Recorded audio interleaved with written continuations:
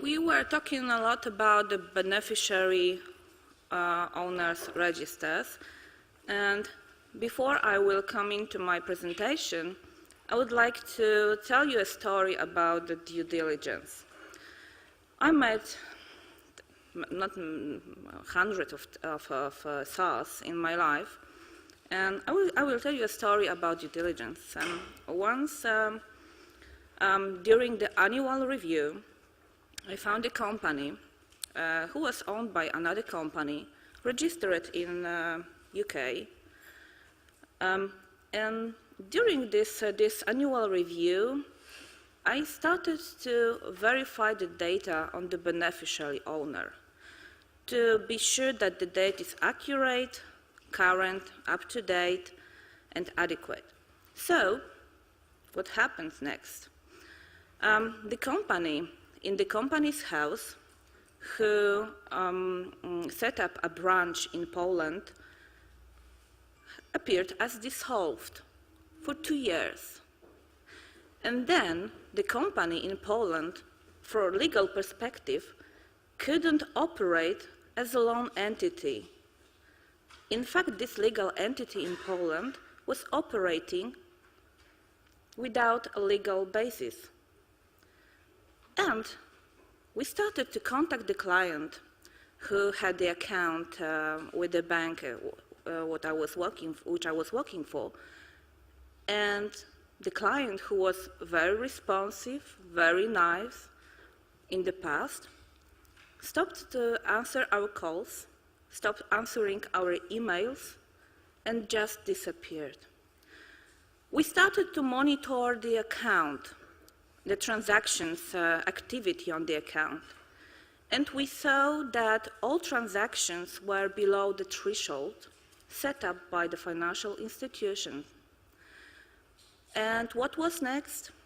One of clients of this company called us and asked, "Dear bank, something went wrong with the company because I invested some money with the fund they offered, and is it something wrong with my money transfer? Because I always receive the money transfer directly from your bank account," because the company had a bank account with the bank. And we said, okay, let's verify the KYC documentation once again. And we saw that the company, who was in fact dissolved, that was the parent companies of this company was dissolved, was in fact involved in illegal investment activity. And what about the victims, and what about the losses? 10 million euros. So we were talking about beneficiary owners registers, but in fact, if the data won't be online available, we can just think if we really need the registers. If they are not online, from practical point of view, the data here manually can be, we can access data manually, but without online access, this data can be useless. So now we are talking about anti-money laundering, but we've got a lot of abbreviations here. Anti-money laundering is not only money laundering now, it's also tax evasion. It's also checking, verifying the data of our contractors. This is not only KYC, but it's also know your counterparty. This is not only KYC, this is also know your employee. Fourth Anti-Money Laundering Directive comes with whistleblowing, information on internal frauds and reporting. We've got counterfeiting not only terrorism, but also crimes, different types of crimes. And I saw the sentence, that money laundering is not a victimless crime. I don't know if you agree with me, but we are here not just to take a part in another conference, but we're really keen on anti-money laundering because we know that every money laundering, even money laundering, it's not about only money laundering, but it's also about the victims. Someone always can be harmed by the criminals. So, a story. Do you know what's the difference between the third Anti-Money Laundering Directive and the fourth one? I will tell you, the number of pages. So, the third one had only 17 pages. 17 pages, 22 in fact with appendixes. And the fourth one has 45.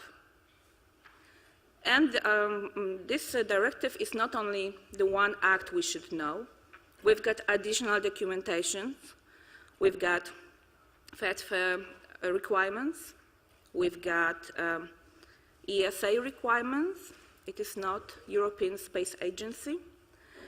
So we've got a lot of documents to be implemented. They need to be implemented. So, fourth Anti-Money Laundering Directive came into effect on the 26th of June 2015, and we had already 2 years for the implementation. We were required to implement the directive till June 27, 2017, but as my colleague said before, only 12 countries have failed to meet the deadline for implementation of the new laws, and we've got some countries that were on time. They are mentioned. And after the announcing of the fourth Anti-Money Laundering Directive, European Commission said, we should cover additional issues, additional topics within the new legislation. So they proposed a set of amendments to fourth Anti-Money Laundering Directive, and we've got now compromise text, and we don't know what will be next. As my colleague said in a previous presentation, they are still working on the final solutions. So we will see what will come next.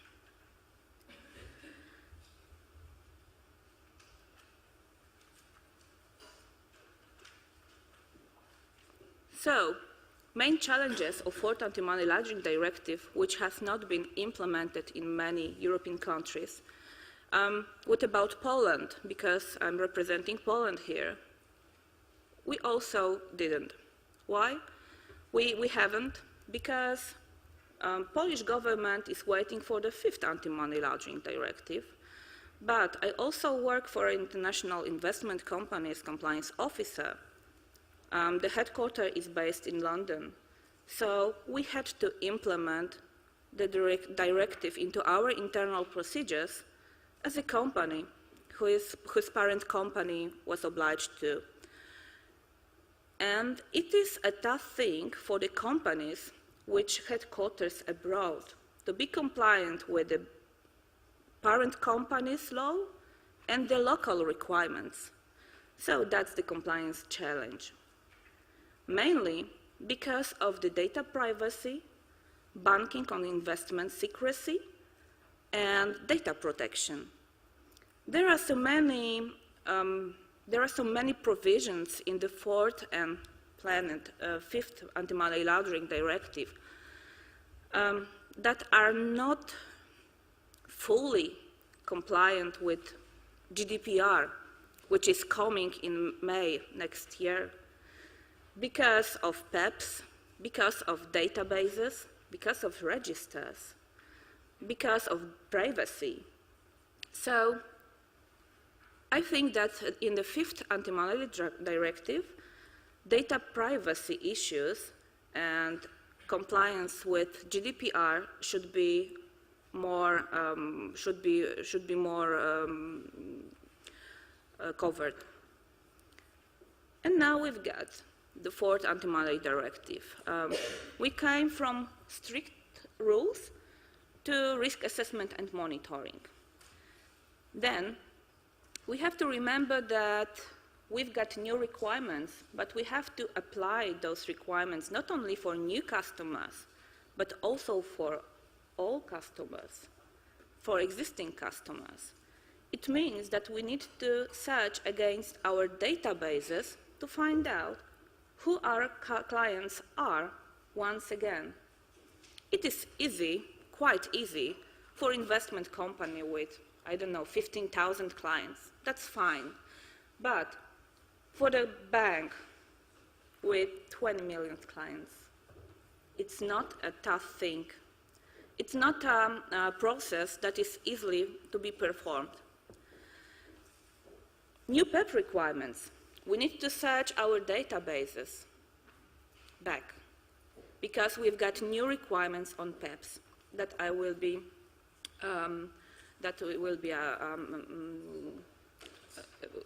further in my presented in my presentation.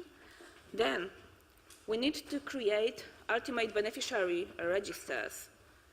In fact, do you know in how many countries now we've got registers, except of course of Sweden?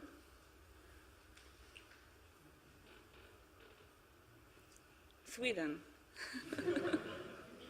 Yeah, there are advanced work in Poland now, but assumptions are really similar to Swedish ones, but there are still works on legitimate interest to access the database. If the database needs to be available for everyone or only for chosen entities or for authorities, how the data will be processed, who will be the owner of the data, and the most important question, who will take care on the quality of data, of the accuracy of the data. So that's the question for obliged entities in Poland. And from my perspective, I really encourage you to take part in legislative works in your countries. Why? Because then you can have an impact for the law in your country. Because we've got a lot of European regulations, but also our countries can implement the local law. And sometimes requirements can be maybe not ridiculous, but really hard to fulfill. 2 weeks ago, I had a long conversation with authorities because authorities in Poland wanted to collect additional data on the client. They wanted to have data on customers' place of birth. Okay, we've got taxes, so we've got the tax number. We've got FATCA requirements to verify if the client is US person or not. But if we are doing FATCA, KYC, we are not asking for the place of birth. We are just asking, and most of the financial institutions do, we are just asking, are you a US person or not? We are not asking for the exact data. So, new requirement imposed in the Act will affect that every financial institution, every obliged institution in Poland should go back to every client to get the required data. Okay, if it's needed, we will do this, yeah, as obliged institutions, but what for? And additional thing, we need additional tick box in our IT systems. So it costs a lot. This is IT change. On paper, it looks really simple. We just need additional data, just collect it. And in practice, it's not so easy. Then, going back to the fourth AML directive, we've got tax crimes in predicate offenses for money laundering and terrorist financing. And we've got employee screening and whistleblowing. We've got some data protection issues. For example, we are going to process the data for the beneficiary owners without their consent. It is allowed, but there is another issue. Sometimes, in some European countries, client can declare the beneficiary ownership or can make a declaration that on his PAP status. In fact, financial institutions based on the risk approach can accept such declaration or not, or can verify the data within external databases. But in fact, from the legal perspective, how to declare PAP status of the person who is the beneficiary owner? Such person should declare it by himself. It is, from the legal perspective, I cannot declare the status of someone else. So in fact, such person, such beneficiary owner, PAP status, such person should be informed that who is his data processor, about data processing, about data administrator, about legal basis of processing his data. So we are going and moving forward. Another new thing is national anti-money laundering risk assessment, and the document I can recommend is such document issued by FCA. It is a really good country risk assessment released 3 weeks ago and 2 weeks ago, so it's brand new, and it's a good example of relative risk assessment in practice. I'm also keen on FCA because their guidelines are always very clean and easy to understand. Then, what about new investment companies? What was new in the fourth Anti-Money Laundering Directive? It is transparency in shares trading. We were talking about bear shares, so this is something new to avoid anonymous shareholders. And lower cash payments, new due diligence thresholds. I will be talking about this according to payment cards. And now we've got the new, I call it name and shame approach. So if someone failed, penalties up to 10% for yearly total gross income of the financial institution. And we've got fines also for individual senior management up to 5 million euros, so quite a challenge. And main challenges of fifth Anti-Money Laundering Directive. In fact, in some people who are involved in cryptocurrencies market or virtual card markets, they said that the fifth Anti-Money Directive will ban cryptocurrencies. We'll see, because of new requirements related to due diligence. Probably, and also it will stop the business related to anonymous payment cards. Because of the new requirements, those cards will be probably excluded from markets because of the planned ban on online transactions. Then, list of high-risk jurisdictions will expand. We are waiting for the new list, as my colleague said. Probably the access to the registers of beneficial ownership will be without a demonstration of legitimate interest, like in Sweden. Special due diligence measures, enhanced due diligence measures for high-risk jurisdiction, and what has been said, establishment of central registers of data, which allow the identification in a timely manner. In fact, in Poland, works on setups of construction of such database are really advanced. This database will be stored by the governmental authority, governmental body, and all financial institutions, all obliged institutions should report every new client to the register, and then the data will be obtained automatically online for the legitimate entities. And new fifth Anti-Money Laundering Directive will bring new regulations on trust or the entities that are similar to trust.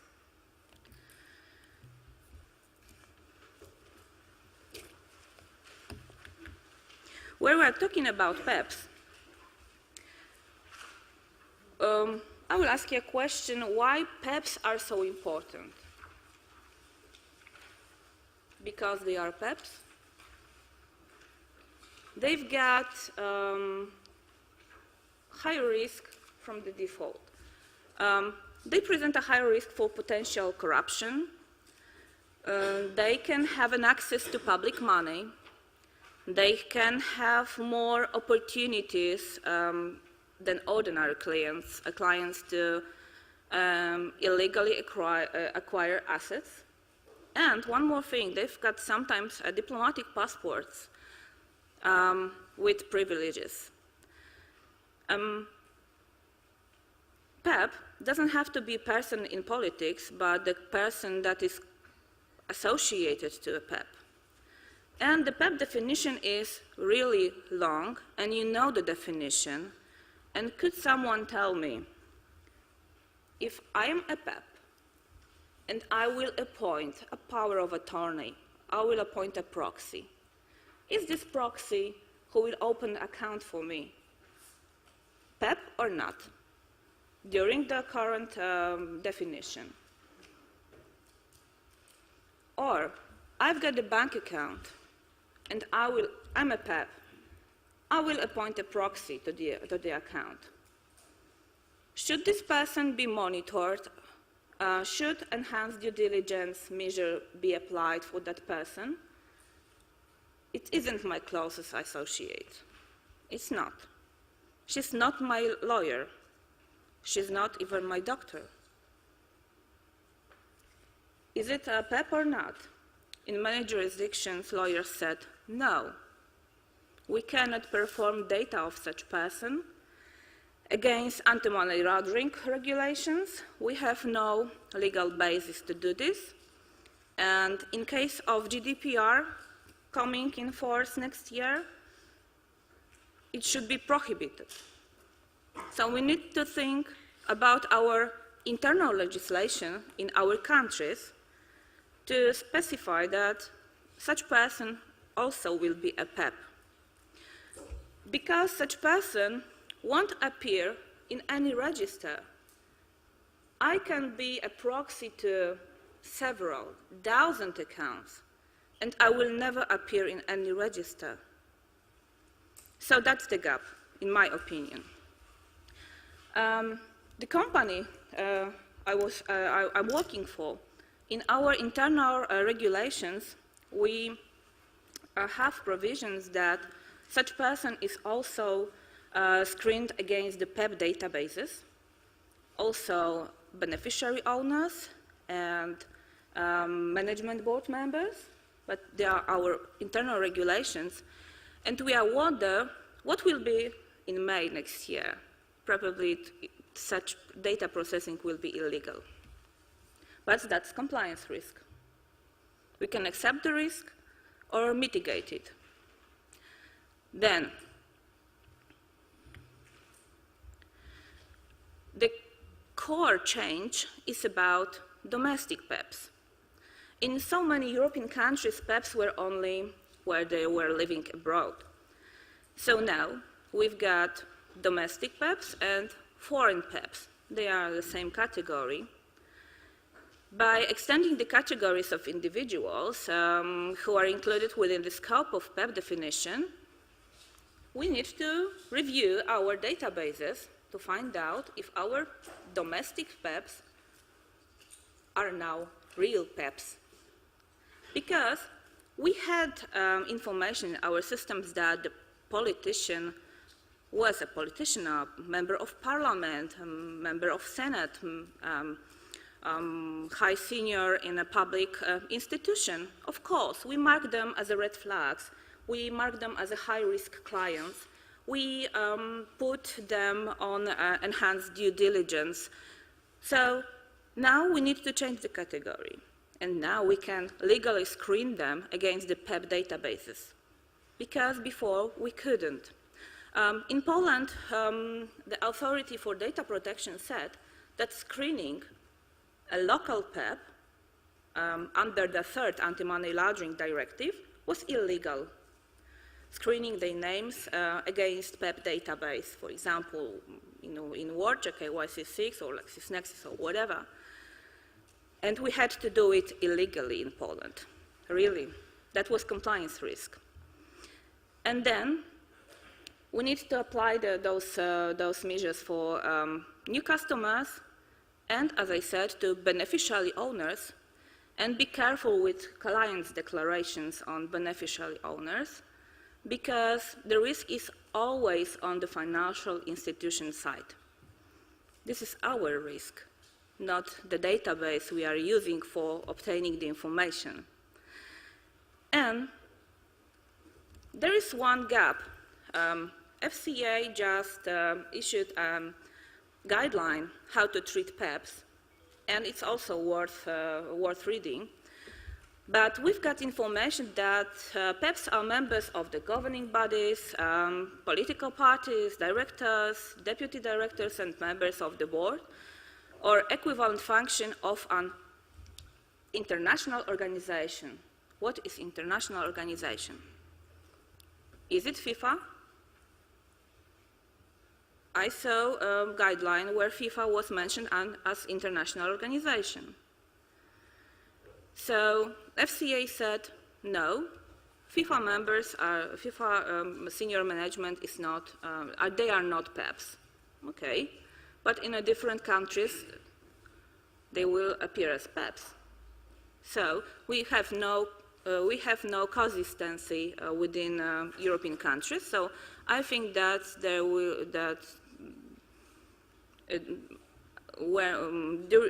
by participating in the legislative works, we should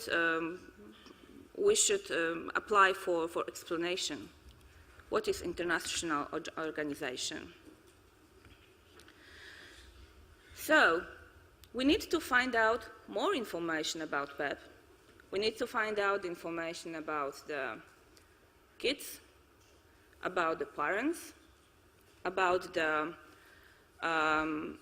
members of family, and we've got differences in every country.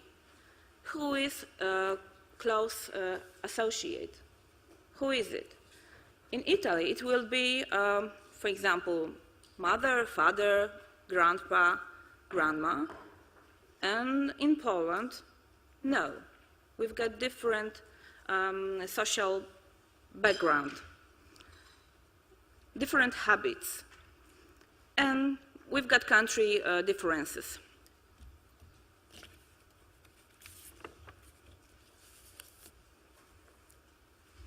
And then, do we have a database, a detailed database for PAPs, which all of this information related on spouse, families? Do we know where PAP is a board member? Do we know how many shares of which company PAPs owns? No, we don't. So in fact, we have no database to verify the information properly. I know that we do use several databases, but still the information can't be accurate. This is the risk of external data provider, but still the risk is on financial institution side. Because in most cases we've got only the name and a surname, and maybe the name of the company, of the function, and this data is manually verified. It's a manual work. For manual work, we need more people. And we need more people in financial institutions, and we need more money for our compliance departments, anti-money laundering departments, which are still growing, and growing in costs. When we are going to see a cost of the company, my boss always asked, why are you asking me once again for additional headcounts?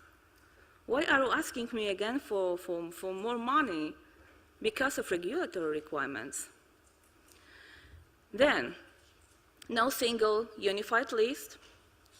We need to rely not only on the list, but sometimes we need to verify the information on external sources. And during the lunch, I told a story that my colleague is a member of a board of a fund based in Luxembourg, and they use a company owned by former MI6 employees, agents, and they are doing verification for the company.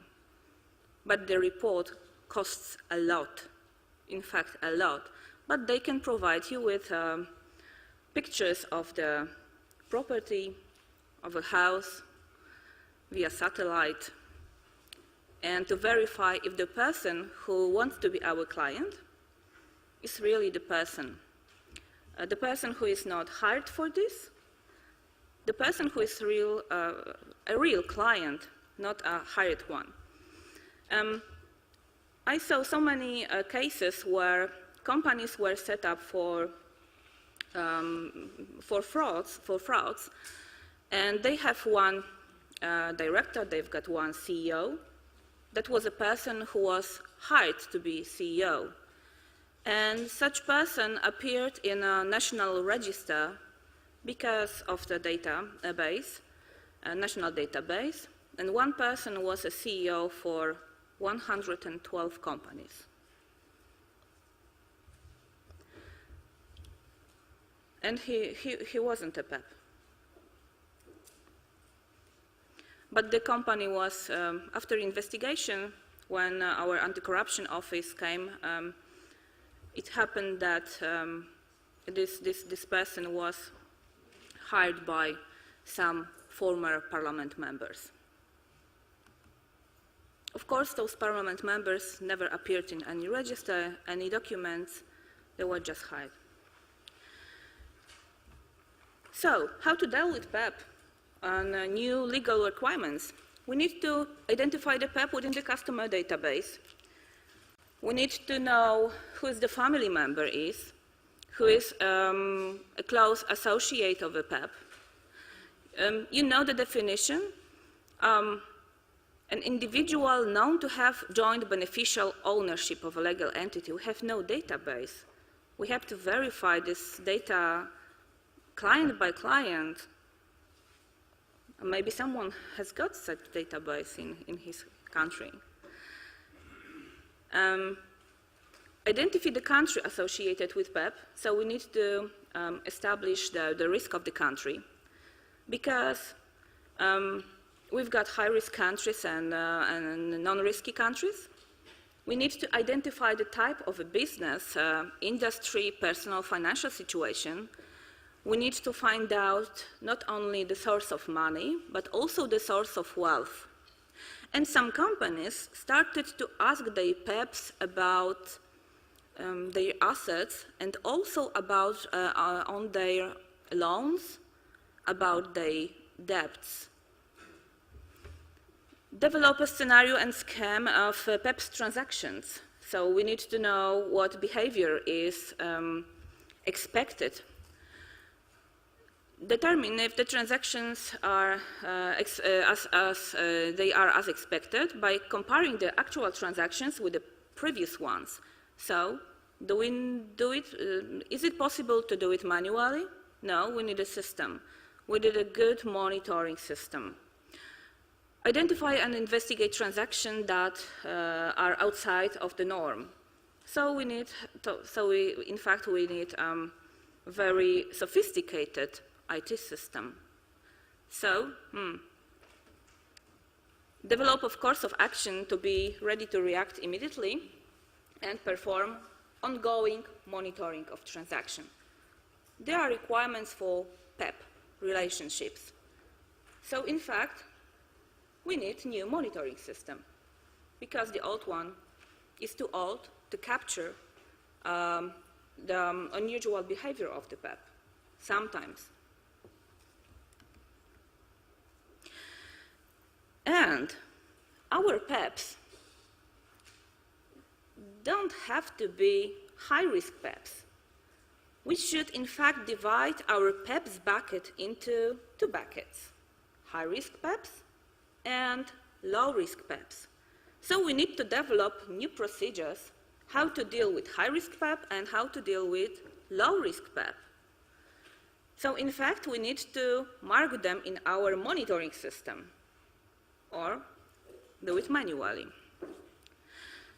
We've got prominent public functions, nature of the proposed business relationship, and what are red flags?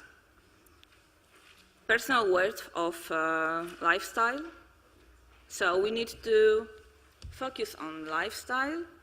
We really need to know our client. We really need to know him.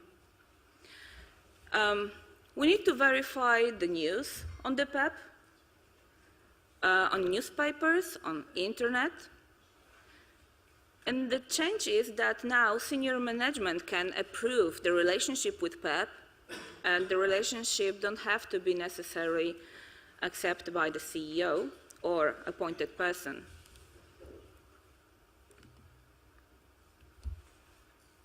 Low-risk PAPs, they are PAPs from countries where we've got accurate anti-money laundering laws in place, when we've got a free press, for example, because without free press we will never see negative information on politicians.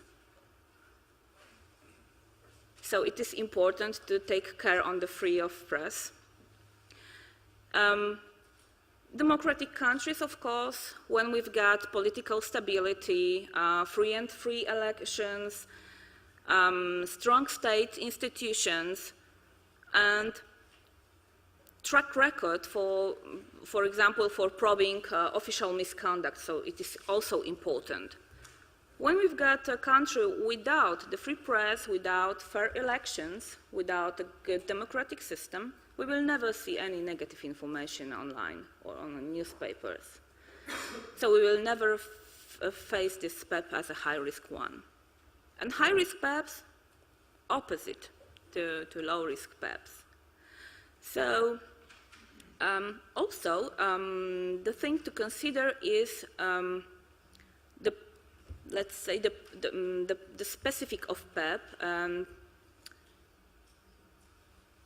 and whistleblowers. Oh, I forgot about the whistleblowers. So if we've got someone who is responsible for example, contracts, it is also such person should also be considered as a high risk. And let's go back to Poland. In Poland, the definition of PAP is nearly the same as in Europe, but in fact, we've got additional PAP indicator that's management of state-owned legal entity. But it is not about the state-owned entity, but the entity who is owned by another state-owned entity. So, example, we've got the school, and the school is creating a foundation, and we've got the foundation, we've got director of the foundation, and the foundation is 100% owned by, not owned, it was set up by the state-owned entity. Okay, we will find such director as a PAP, but we have no database of such entities in Poland. So that will be a challenge. We need to verify the entity one by one, but verifying the internal legal documentation, including notary acts, to find out is it the entity state-owned partially or not. So that will be a challenge. And there is a difference in the UK. As per recommendation of FCA, members of a PAP, family members of PAP, they are also spouse of, or partners, children and their spouse, or civil partner and parents. So we've got extended definition. So it is up to you how this definition will be looking in your internal legislation and your local regulations. And the FCA said that this definition also includes brothers and sisters, which is quite unique. We don't have such solution in Poland, but my company implemented such definition as well, as proposed by FCA. There are some useful documents for PAPs. I really recommend this FCA document. It's really well written. Going through CDD and third country issued anonymous cards, short topic, the triggers were lowered, thresholds were lowered. When the payment instrument is not reloadable or has a maximum monthly payment transaction limit to 250 euros, which can be used only in that member states, we've got the limit 250. The maximum amount stored is 250, and if the card is used only in such country, member state will be up to 500. The payment instrument can be used only for purchase goods or services and cannot be funded with anonymous electronic money. And now, the exemption is on CDD, customer due diligence, is only is not applicable in case of cash withdrawal. It is limited to 100. And according to Poland, Polish authorities banned anonymous cards in 2015 because it is up to local regulators, local bodies, authorities, to implement stricter law. So we banned such cards, but they are still in use online. So in fact, cards, prepaid cards, anonymous cards, when used during the terrorist attack in Paris. So that's why European Union decided to, in fact, ban anonymous payments online.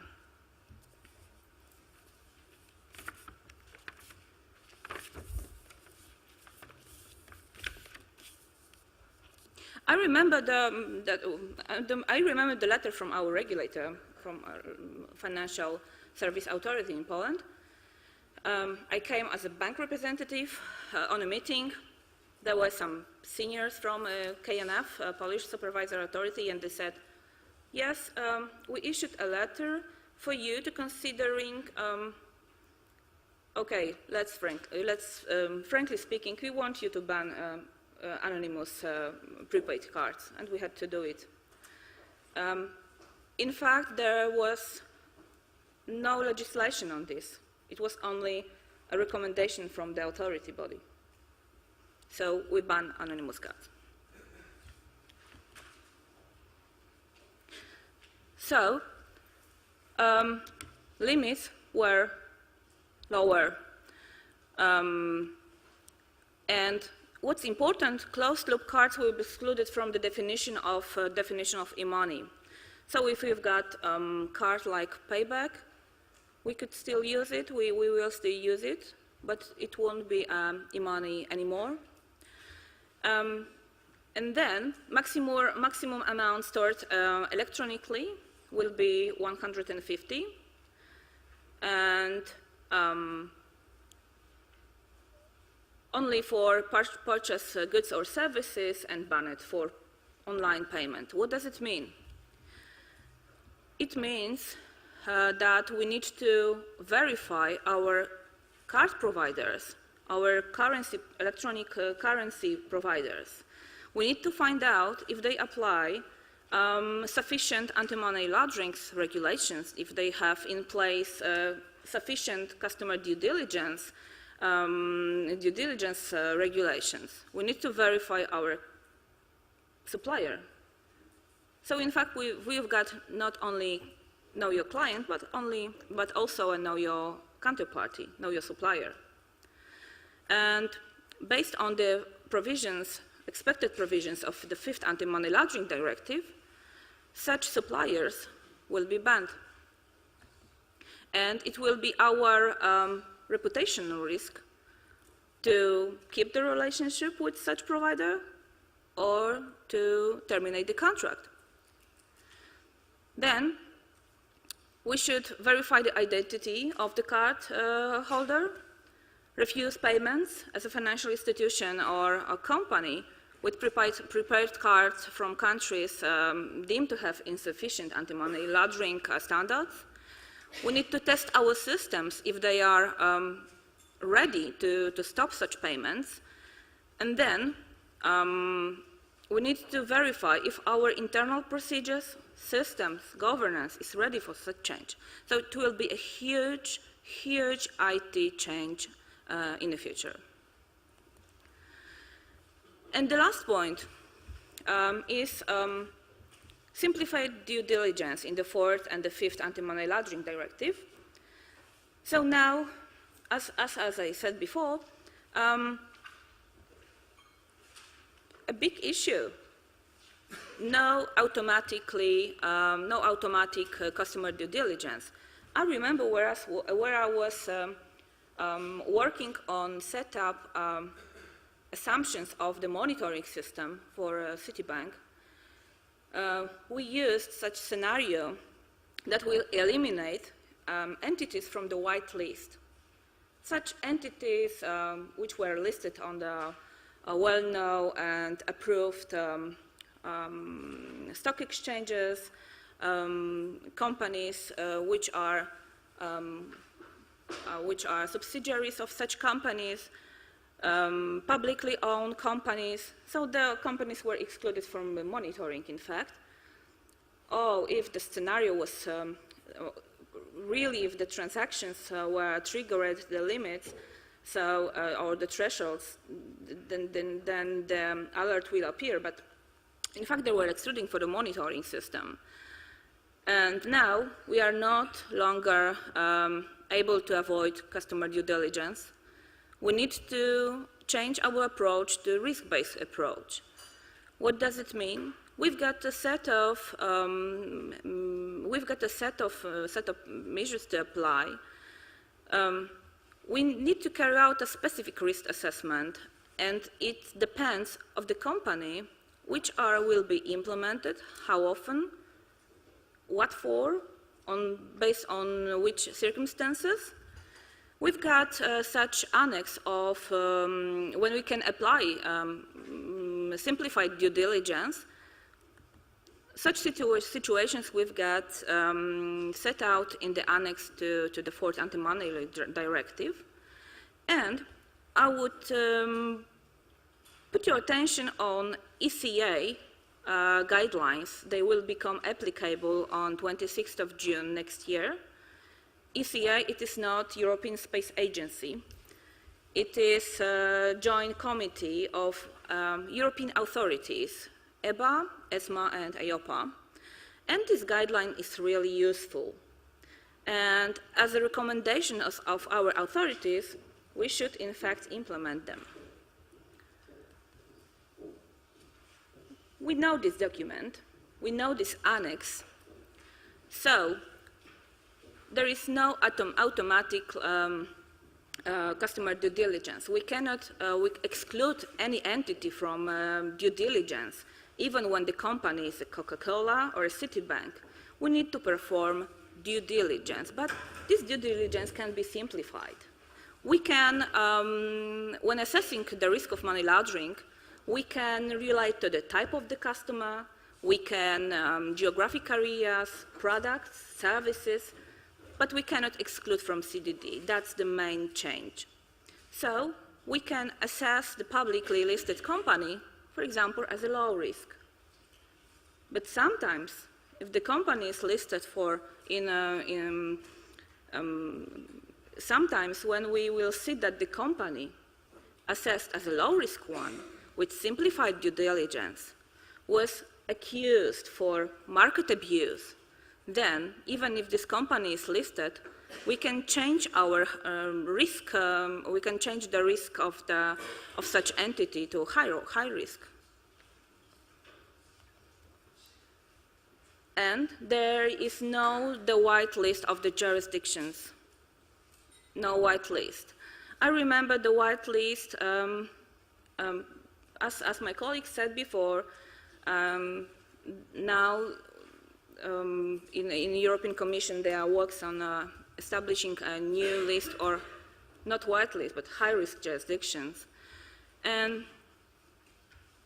in fact, we should rely on the entities or jurisdictions within the European Union. And any jurisdiction outside the European Union should be considered as not as a low risk, not as a white list as it was before. And in the 5th Anti-Money Laundering Directive, such list will also cover tax havens, potentially tax havens. So,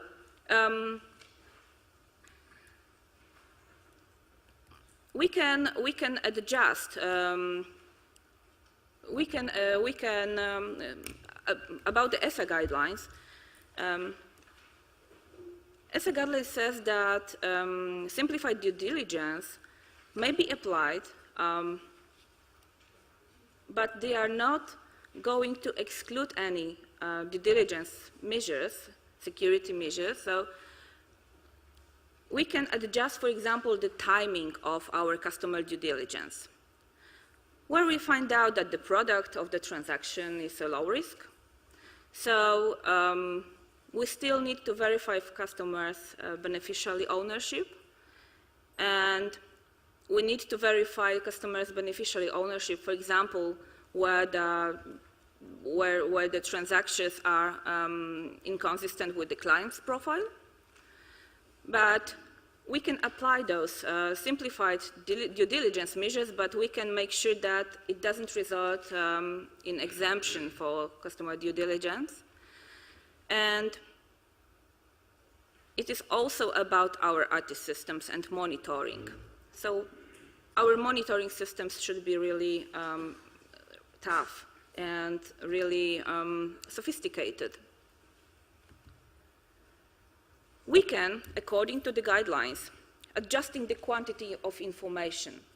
So we can rely, for example, for low-risk entities, when we are applying simplified due diligence, we can rely on client's declaration, or we can even rely on the publicly available data. We can rely on external databases. We can also adjust the quality of obtained information. We can rely on the data provided by the client. We can trust our client. And when the risk is associated with very low risk, we can, for example, where the risk is associated with all aspects on the relationship, and we found it as low. We can rely on the source of funds. For example, we don't have to verify the source of funds where we've got the information that this is benefits payments, or this is a salary, or the money has been transferred for additional financial institutions in the European country. According to due diligence, simplified due diligence, we can adjust the frequency of the verification of the business relationship. Or we can adjust the frequency and intensity of transaction monitoring. It doesn't mean that we can exclude the transactions from the monitoring system, but we need, for example, monitoring transactions over specified threshold. And there are some circumstances when we have to, when we have to use enhanced due diligence. They are set up in Article 18 of 4th Anti-Money Laundering Directive. And we've got some factors of potentially higher risk situations. So where those situations appear, we cannot apply the simplified due diligence. So this is the Annex number 3 to the 4th Anti-Money Laundering Directive. We know the annex just just as a reminder.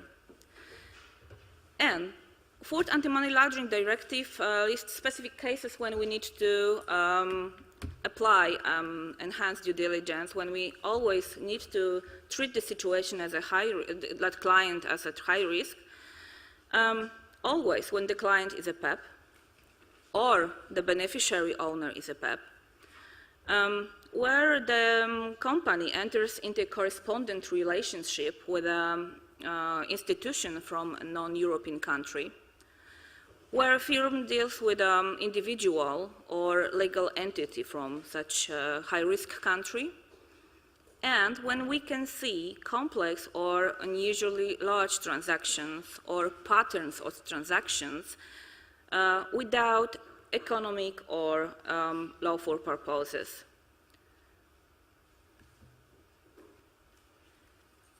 And we can also increase our due diligence when we want.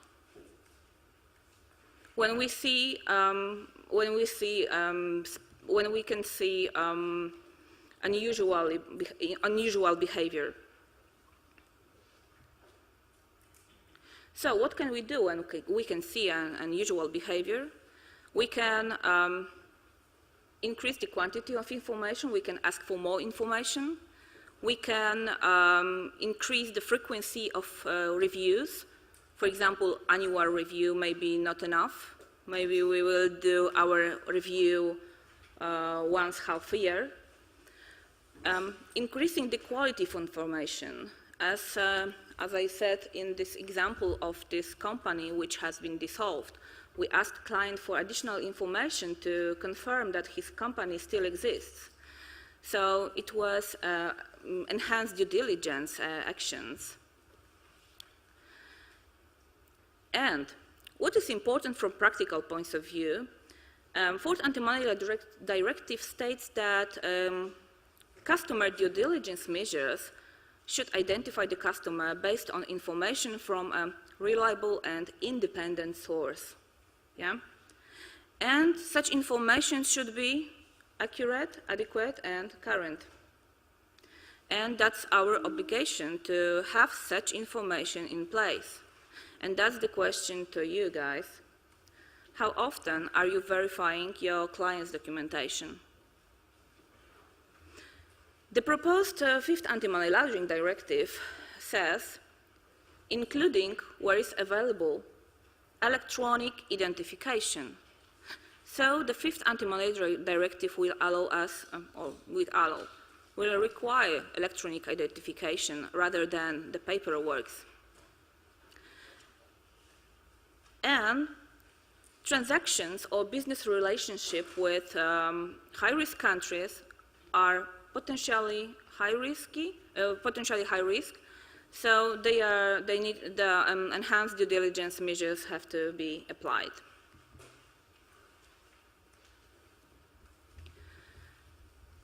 So we need additional information. We still need additional data. And we need to remember that we need to store this data in our systems from a practical point of view. Then,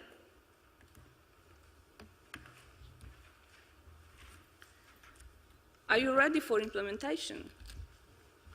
The full implementation.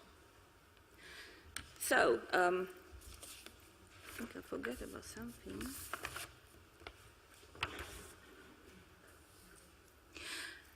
About the customer due diligence, last few words,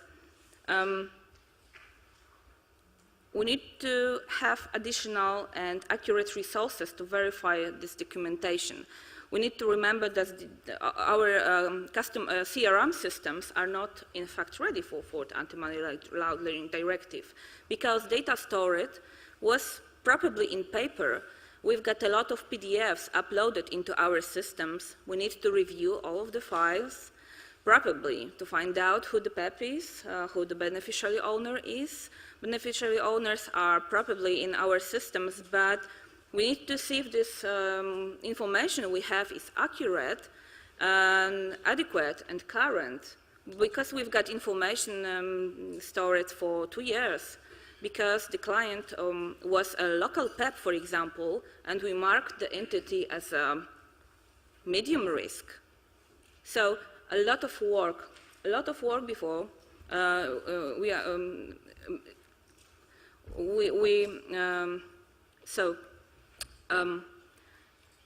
and the last few words about the archives and storage of information. Probably you've noticed that we have the requirement that all documents need to be stored even 5 years or more, if it was implemented locally, after relationship is closed or finished. What does it mean? We needed to remove all information from the system. We cannot process the data which is not necessary to be processed from our systems. And then we have to have a sufficient place to store the data, because we need to store the data 5 years after relationship is ended, not after the transaction has been performed. The relationship ended. In Poland, regulator said it will be 10 years after relationship is ended. So it's a big issue from the IT perspective and from the perspective of potential costs of data storage. 5 years, we'll see what will be in the future. Then, awaiting for 5th Anti-Money Laundering Directive. And once again, I would like to encourage you to take part in legislative works in your countries, because details are always the most important. Any questions?